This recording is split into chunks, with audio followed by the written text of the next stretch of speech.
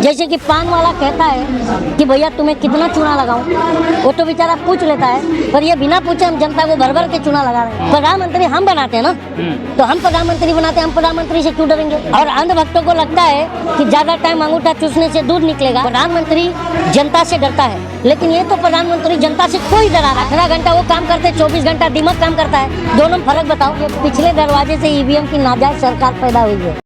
जैसे कि पान वाला कहता है कि भैया तुम्हें कितना चूना लगाऊं, वो तो बेचारा पूछ लेता है, पर ये बिना पूछे हम जनता को भर भर के चूना लगा रहे हैं। बताइए कब तक हम चूना झेलेंगे। लेकिन चुनाव आयोग कहता है कि अगर ईवीएम पर सवाल उठाए तो हम समन भेजेंगे।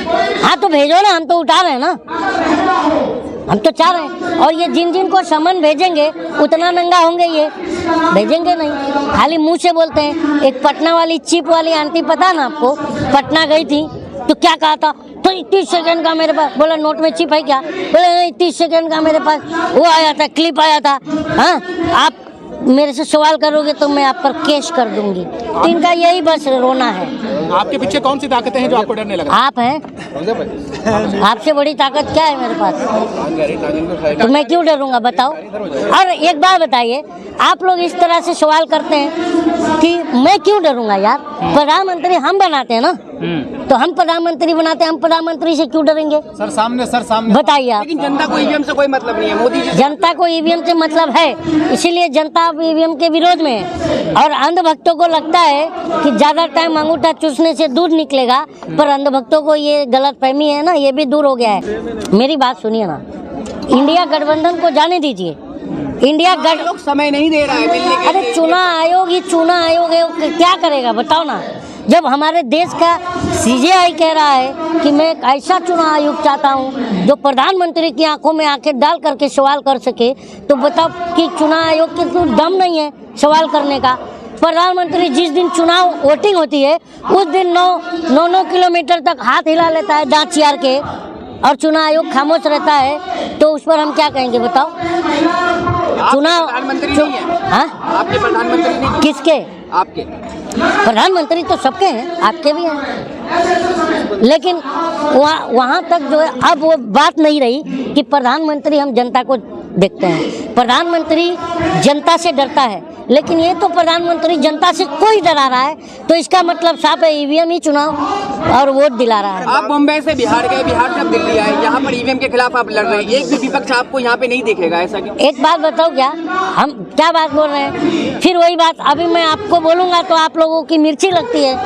तुम लोग की वजह से जब कलम बिकता है, तुम लोग बिकाऊ हो, जब तुम लोग बिकते हो तो एक डरा हुआ समाज पैदा होता है। सुनो तो यार भाई, जब कलम बिकता है, आप कलम नहीं हो तो आप बिकने वाली बात। हाँ तो मैं वही बता रहा हूँ, सुनो तो यार, सुनते नहीं हो। जब कलम बिकता है तो एक डरा हुआ समाज को पैदा करता है, और जब समाज डरा हुआ होता है ना, तो एक निकम्मा नालायक प्रधानमंत्री पैदा करता है। अच्छा। और ये तीनों दिख गया है, मतलब निकम्मा है प्रधानमंत्री नहीं है। 2 करोड़ रोजगार, 15 लाख, 18 घंटा वो काम करते, 24 घंटा दिमाग काम करता है, दोनों में फर्क बताओ। अरे तीनों राज्य में बीजेपी आ गई विधानसभा में।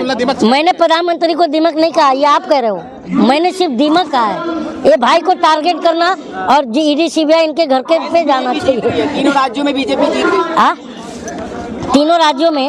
एक बात बताओ, पोस्टल बैलेट पेपर से वोट कौन देता है मेरे भाई पत्रकार महोदय, मुंडी मत हिलाओ, जवाब दो।